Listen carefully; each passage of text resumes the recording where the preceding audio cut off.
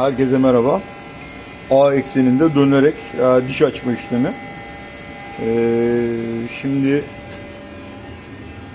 G54 iş merkezimiz, A3 ve S devirimiz, başlangıç G0, Y ekseni 48'de giriyoruz, Z0'a geliyorum ve sonra bir döngü başlatıyorum burada.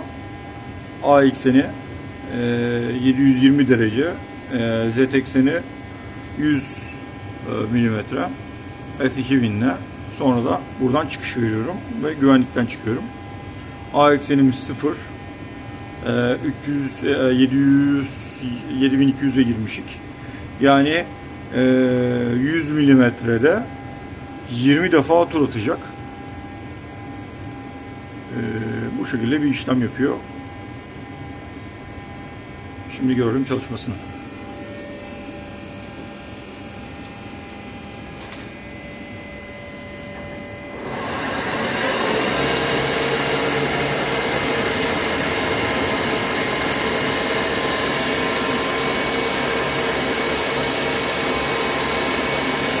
Şimdi bu yavaşça iniyor aşağıya.